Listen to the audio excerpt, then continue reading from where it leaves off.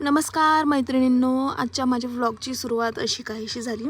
सकाळचा छान कोवळा सूर्यप्रकाश खिडकीतनं घरामध्ये येत होता आणि माझं छोटं बाळ म्हणजेच अगस्त्य पण उठलेला.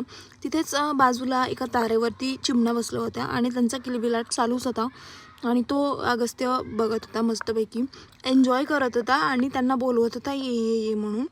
मी तुम्हाला मागच्या एका माझ्या व्लॉगमध्ये सांगितलं होतं की माझ्याकडे एका कबुतराने अंडी दिली आहेत आणि आज त्यांनी त्या अंड्यामधनं पिल्ली बाहेर काढलेली आहेत. तुम्ही बघू शकता की ती छान छोटी छोटी 2 पिल्लं आहेत. ती त्यांना दाणा भरवत होती आणि आम्ही त्याच्यासाठी दाणा आणि पाणी पण ठेवलं होतं. ती तेवढा उन्हामध्ये पण बसलेली त्यांच्यावरती. शेवटी आई ही आईच असते म्हणतात ना, तेच आहे. मग ती भले माणूस असो किंवा प्राणी असो किंवा पक्षी असो. तर नंतर मी गरमागरम चहा घेतला. चहा नसेल तर दिवस माझा परफेक्ट होतच नाही.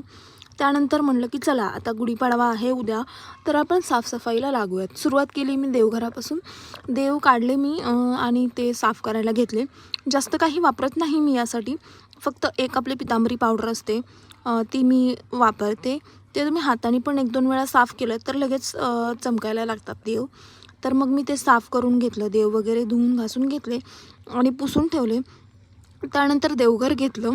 देवघरामध्ये रांगोळी वगैरे होती, ते काढून घेतली. आसन होते ते पण बाजूला काढले आणि आमच्याकडे अशा उतरंडी असतात ज्या की लग्नामध्ये देतात मुलीसोबत आणि त्यामध्ये धान्य पण आपण भरून ठेवू शकतो. म्हणजे डाळ, धणे वगैरे, गहू, ज्वारी, आपल्या घरामध्ये जे पण पिकतं तर ते आपण त्यामध्ये ठेवू शकतो.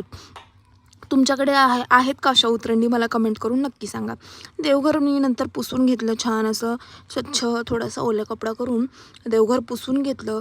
पुसून घेतल्यानंतर देवघराची जागा पण मी पुसून घेतली, मागची भिंत पण पुसून घेतली आणि देवघर नंतर त्या जागी नेऊन ठेवलं.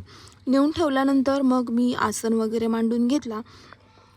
आसन वगैरे मांडल्यानंतर देव लगेचच मी ठेवायला सुरू केलं. पहिलं मी ठेवलं, उतरंडी ठेवून घेतल्या. त्यानंतर मग महाराजांचा फोटो ठेवला आणि हळूहळू सगळे देव ठेवले. इथे बघा तुम्ही, मी बाळगोपाळला ना आज ड्रेस घातला होता. त्याला छान असा छोटूसा टोप पण घातलेला आणि माझ्याकडे छोटीशी अशी बासरी होती, तर ती पण दिलेली.